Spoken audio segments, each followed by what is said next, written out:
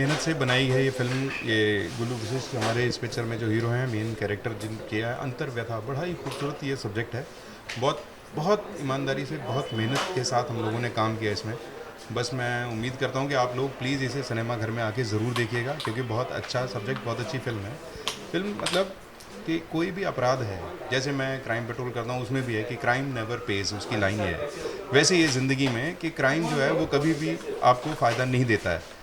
अब चाहे आपने पूरी दुनिया से छुपा के, वो कानून से छुपा के काम किया हो, वो अपराध आपने किसी को ना पता हो, फिर भी आपको पता है, आपके अंदर आपका ज़मीर है जो आपको बार बार झंझोड़ता है। वही इस फिल्म की स्टोरी है। बहुत ही मेहनत से बनाई गई बहुत अच्छी फिल्म। आप लोगों की दुआएं और आशीर्वाद चाहिए इसकी कामयाबी के लिए। Thank you sir. इस वक्त किरदार के नाम बताइए, क्या किरदार निभाने में? मैं तो इंस्पेक्टर के अलावा और क्या करने को मिलता है। ज़्यादातर तो मैं वही करता हूँ और वही मैं कर रहा हूँ।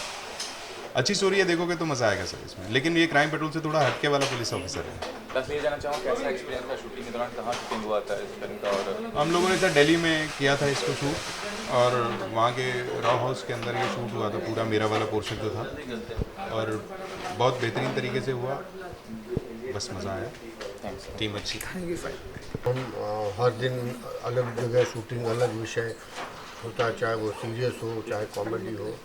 लेकिन ये फिल्म थोड़ा सा, इसका विषय अलग है, नाम से ही आपको पता लग रहा होगा। और क्योंकि सिनेमा में तरह तरह के प्रयोग होते रहते हैं, तो ये एक हिंदी सिनेमा में, या आप समझ लीजिए कि नए किस्म का प्रयोग है, नई किस्म की फिल्म है।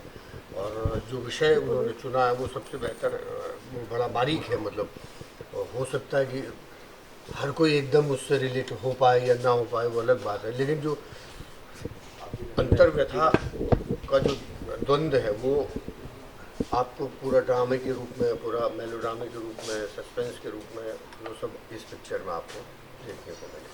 तो अंतर्गत इनर वॉइस तो किस तरह का ये सिचुएशन है? देखिए, मतलब कुछ भी क्या होता है, कोई भी आदमी कितना ही शार्प हो, कितना ही तेज हो, कितना ही स्मार्ट हो, अगर उससे कुछ गलत हुआ है तो उसके ऑरा में आ जाता है वो बात, विचार उसके डीएनए में आ जाता है, उसके आरएनए में आ जाता है। वो जो उस छोटी सी कोशिका तक में वो विचार आ जाता है, तो वो पूर्ण रूप से रिफ्लेक्ट भी करेगा।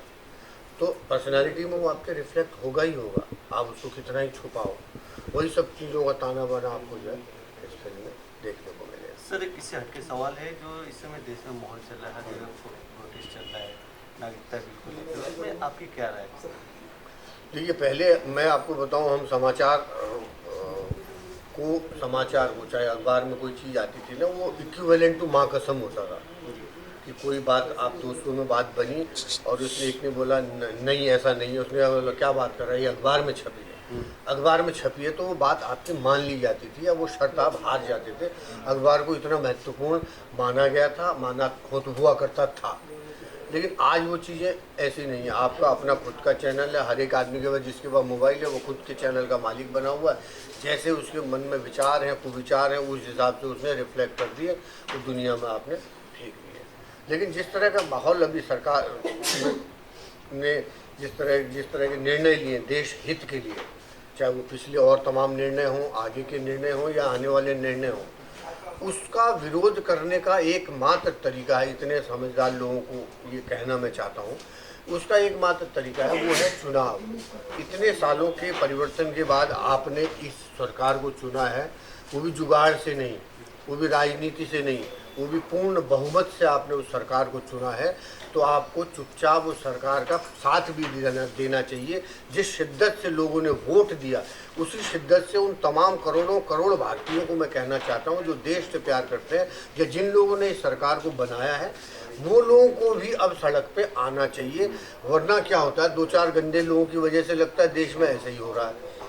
दो चार इस तरह की हरकतें करने से, नुकसान करने से, बसों को जलाने से, ये तो कोई नियम नहीं है। ऐसा भी कोई घटना, कहीं ना कहीं आप अपने ही देश का नुकसान कर रहे हो, आप अपने देश के लिए डबल घातक हो। एक तो उस तरह से आप नेगेटिविटी फैला रहे हो, दूसरी बात आप देश की संपत्ति को नुकसान कर रहे हो।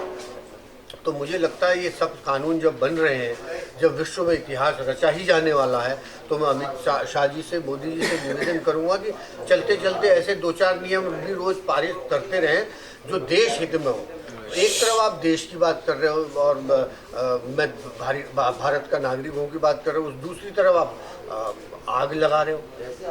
मतलब आप कितना बड़ा अपराध कर रहे हो। विदेशों में तो इसके लिए तुरंत सजा हो जाती है, तो लेकिन चूंकि यहाँ ये मजबूरी है लोकतंत्र की कि झेलना पड़ता है, तो कोई बात नहीं, उन्हें भी कुछ बॉलीवुड के लोग भी प्रदर्शनकारियों का सपोर्ट कर रहे हैं, समर्थन दे रहे हैं, उनके साथ बैठे रहे। देखो, हर चीज़ के लिए ना जड़ का होना जरूरी है, चाहे वो एक पत्रकार के रूप में हो, चाहे कलाकार के रूप में हो, चाहे देश के सेवक होने के रूप में हो, चाहे देश के प्रति आस्था रखने के रूप में हो, आपकी जड़ें होनी चाहिए। जब जड़ें नहीं रहेंगी तो कोई भी विचार आपको हिला देगा, डुला देगा, गिरा देगा। आप झूठी प्रतिष्ठा के लिए ही सही, चूँकि हर तरह के लोगों का राज है ना। भारत जैसा मुक्ति कहीं है ही नहीं। भारत मतलब हम तो विदेशों में भी जाते हैं तो उन लोगों को गर्व होता है, वो अपने नागरिकता पे, अपनी सिटीजनशिप पे घमंड करते हैं वो लोग। हमारे यहाँ वो बात ही नहीं है। तो हमें कितना, ये बात किसी उस व्यक्ति के लिए तो कही नहीं है। जब देश के गृह मंत्री अमित शाह पार्लियामेंट में आपको ये बोल रहे हैं कि इस बिल का किसी भी देश के नागरिक से कोई संबंध नहीं है, तो अरे तो मूर्खो, इस बात को क्यों नहीं समझ रहे हो आप लोग। उसमें ये बोला जा रहा है कि इस बिल का हमारे देश के मुसलमानों से कोई संबंध नहीं है, तो अरे मूर्ख लोगों, इस बात को क्यों नहीं समझ रहे हो। बदले में जो राजनीति के माफिया लोग हैं, चाहे वो वोट बैंक की राजनीति से आगे बढ़ रहे हो, चाहे जाति की राजनीति से आगे बढ़ रहे हो, चाहे धर्म की राजनीति से आगे बढ़ रहे हो, उन सब की रोटियां बंद हो जाएंगी। इसलिए ऐसा माहौल चलाया जा रहा है, क्योंकि अगर ये ऐसा नहीं करेंगे तो इस सरकार ने, या जिस तरह का परफॉर्मेंस, जब किसी सरकार को आप 70 साल तक टिके रहने देते हो, अभी तो 5 ही हुए हैं, अभी तो 65 और हैं, अभी तो बहुत परिवर्तन भारत में देखने को मिलेंगे। और एक दिन ज़रूर आएगा कि हम सब सीना चौड़ा करके बोलेंगे कि हमें भारतीय होने पे गर्व है, हमें अपने देश के साथ होने पर गर्व। Thank you. ऑर्बिट नहीं, एक नई तरह की बात है सबके मन में। जैसे आप सबके मन में एक कोई ना कोई स्टोरी घूमती रहती है। एक नया सब्जेक्ट लेकर आए हैं अंतर्व्यथा करके, और नाम से ही जाहिर है कि आप सब लोग समझ गए होंगे अंतर की व्यथा है। हर आदमी के अंदर की व्यथा होती है, तो सब्जेक्ट एक तरीके से खुल सा ही जाता है। लेकिन बात कुल मिला के ये है कि हम कोई एक ऐसा काम हमसे ऐसा हो जाता है, चाहे अनचाहे कुछ ऐसा काम हो जाता है, तो उसको लेके एक आदमी के अंदर अपना गिल्ट होता है। कुछ लोग तो इस बात को एक्सेप्ट कर लेते हैं कि ठीक है हमारे साथ ऐसा हो गया और हम एक्सेप्ट करते हैं। कुछ लोग अगर नहीं करते हैं, जब नहीं करते हैं तो उसके अंदर की जो उसकी व्यथा है, पीड़ा है, उसको दिखाती है। चलिए, मैं जानना चाहूँगा कि हाल ही में 60 की आगे जिसमें कि बहुत अच्छा किरदार निभाया था आपने, काफ़ी मेजर फिल्म्स किए हैं, क्या कहना चाहेंगे फिल्म का जो चुनाव करते हैं, जो किरदार आपको दिया जाता है, कितने उससे संतुष्ट हैं, क्या परिवर्तन चाहते हैं कि प्रोड्यूसर किसी से अप्रोच करें? सब लोग फंड दिए सर। अभी तो क्या है कि बहुत डिफरेंट अभी मैं थोड़ा सा चूज़ी हो गया हूँ। मैं डिसाइड करता हूँ कि ये करना है, ये नहीं करना है।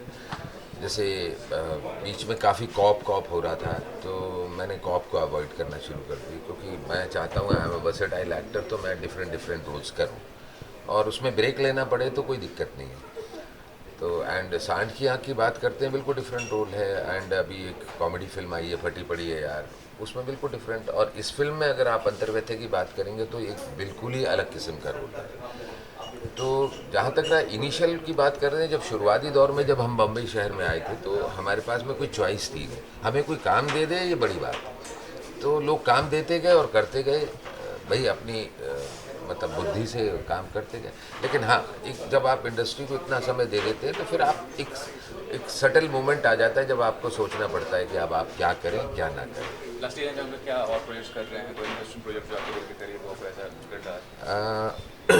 एक अंतर्व्यथा तो अभी रिलीज़ पे है, एंड उसके बाद द लवर्स करके है, जो एक ऐसे बाप की कहानी है जो आजकल महिला प्रधान देश में बहुत सारे राइट्स मिल गए महिलाओं को, तो अब अननेसेसरी किसी व्यक्ति को फंसा दिया जाता है कि भाई आप मारते हैं, ये हस्बैंड मुझे मारता है, कुछ भी है, डॉरी का केस, इस तरीके का।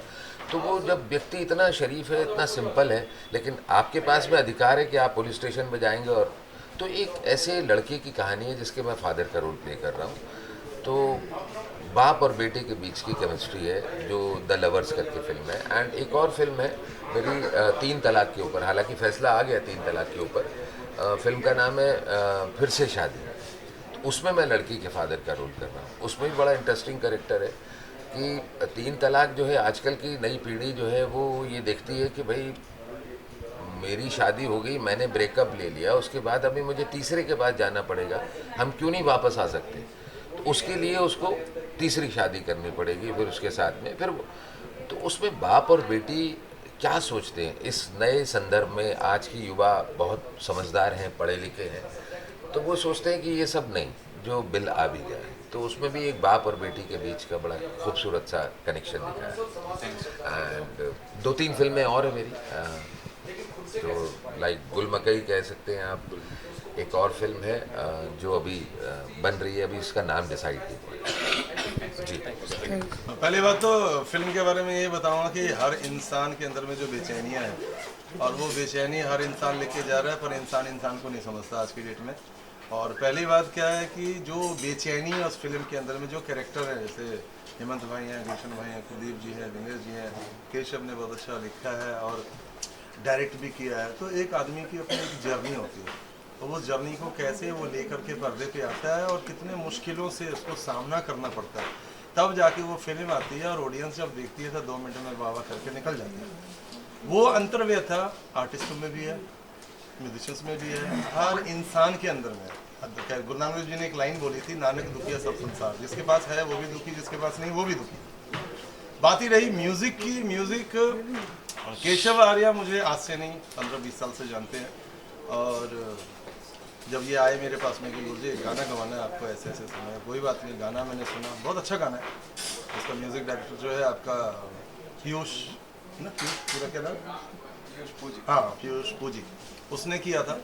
और एक गाना जो है उसमें मेरा है, और वो गाना मैंने सिम्फनी ऑर्केस्ट्रा किया और डिफरेंट अरेंजमेंट है उसका, लाइव है पूरा। और वो गाना सुनेंगे तो एक सूफियाना गाना है, एक टाइटल गाना जो अंतर्वेद था, वो गाना बहुत अच्छा है और बहुत अच्छा म्यूजिक हुआ। फिल्म बहुत अच्छी बनी है और उम्मीद करता हूँ और आप सभी से कहता हूँ, आप सभी के माध्यम से कहता हूँ, ऑडियंस को जा कर के ये फिल्म देखनी चाहिए। आपको कुछ अलग मिलेगा देखने को और सब ने बहुत अच्छा करा। मैं आपसे जानना चाहूँगा फिल्म के जो निर्माता है, निर्देशक और फिल्म के बारे में और जो आपका किरदार है उसके बारे में। देखिए, हमें तो हर दिन नए लोगों के साथ वास्ता होता है, नए जगह, नई शूटिंग, नए प्रोड्यूसर, नए डायरेक्टर, नए कलाकार साथी, तो हमारे लिए तो हर दिन उत्साह का होता है। और ऐसे में इतनी जीवटता के साथ जो है कुलदीप भाई ने और उनकी पूरी टीम ने जिस तरह का माहौल बनाया था दिल्ली में, चूँकि मैं नॉर्थ से अपना वास्ता रहा है, 6 वर्ष हम दिल्ली में रहे, तो वो जो खुशबू है या वो जो छूट जाने के बाद जो तड़प वापस आप दिल्ली पहुंचते हैं या उस जगह पे जाते हैं, तो वो एक अलग खुशी होती है। उसके अलावा जिस तरह का ताना बाना हमारा साथ में कलाकारों को, गुलशन जी के साथ हो चाहे कुलदीप भाई के साथ हो, तो वो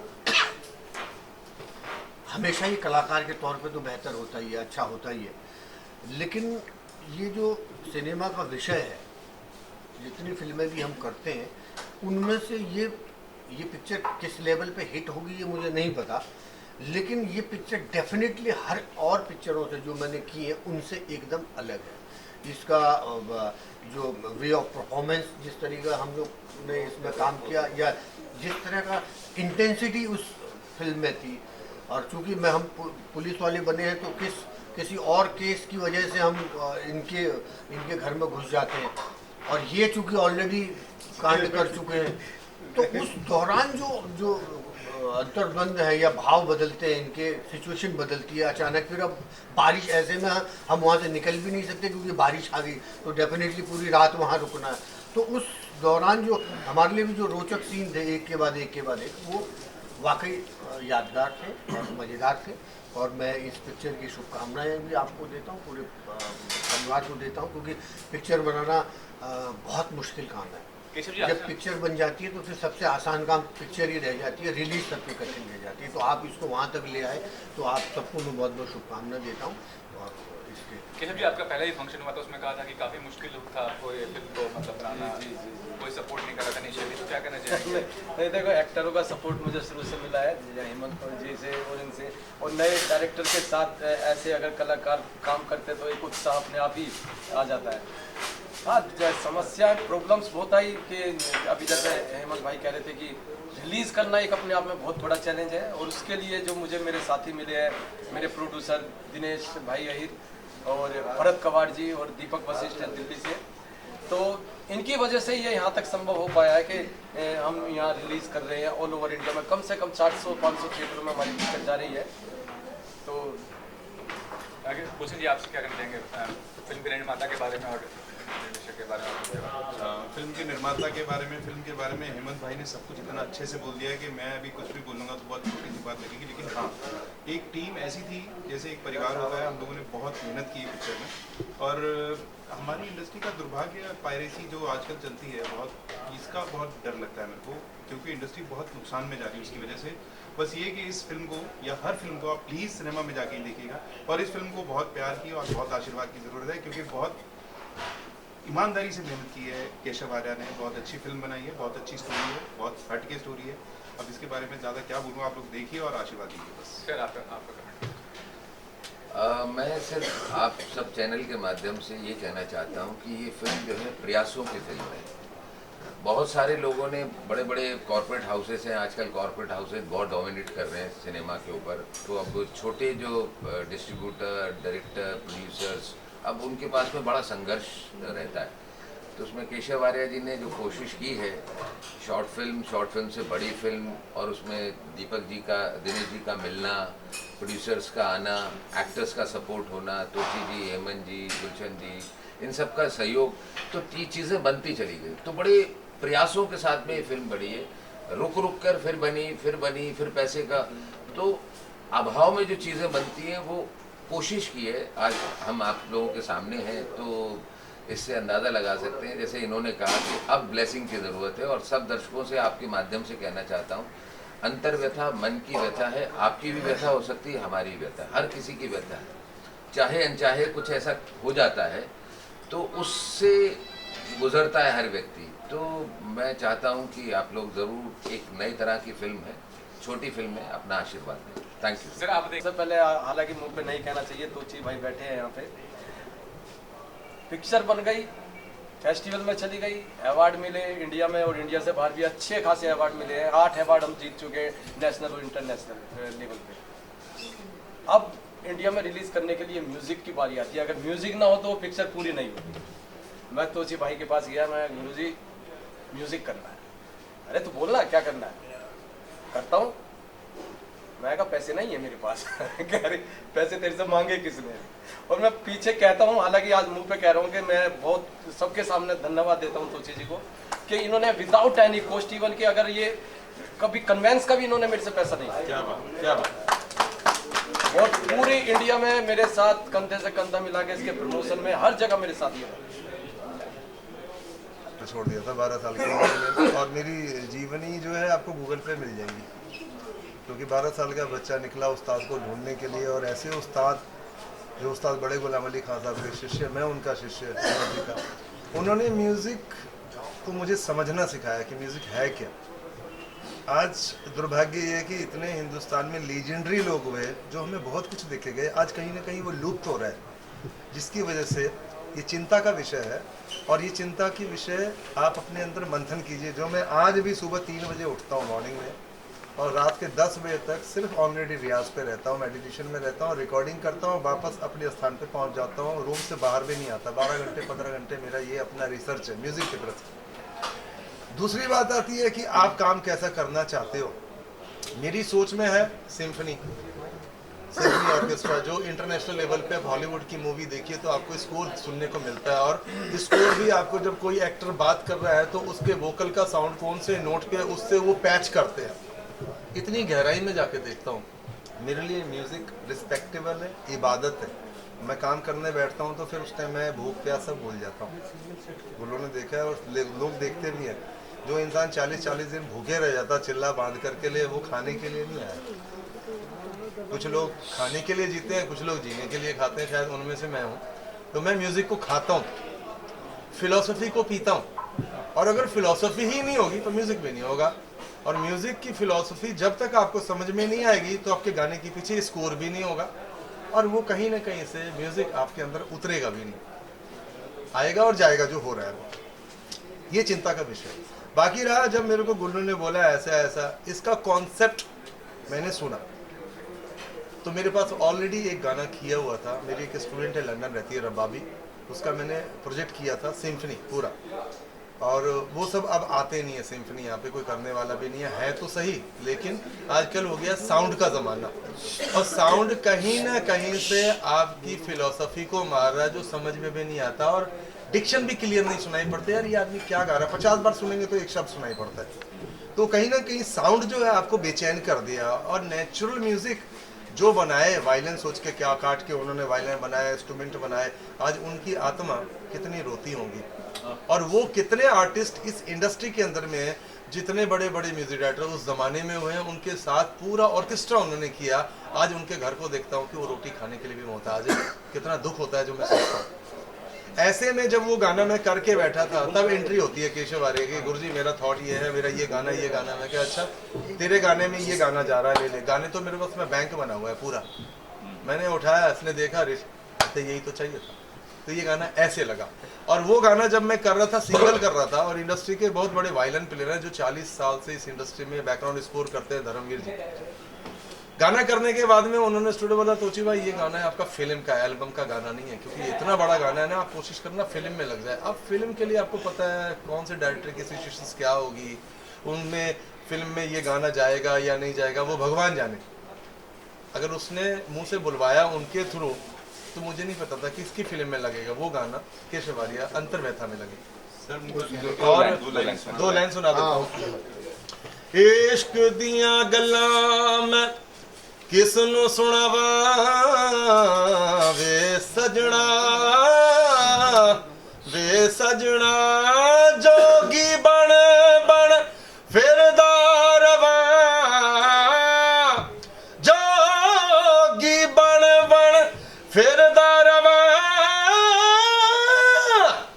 वे सजना, वे सजना, वे सजना। जितनी मेहनत से आप लगे हुए, क्योंकि कई जगह आप उन्होंने मुझे बुलाया, लेकिन शूटिंग की वजह से नहीं आ पाया। आज इत्तेफाक था, तो मैं भाई को मैं तो आपका इन सबका आशीर्वाद है मेरे ऊपर, गुलशन जी का, कुलदीप जी का, हेमंत पांडे जी, हमेशा टाइम टाइम इस पिक्चर में एक खास बात और थी, खाना बहुत अच्छा खिलाया। आर्टिस्टों का दो ही खाना, खाना और गाना। एक मिनट मोहन भाई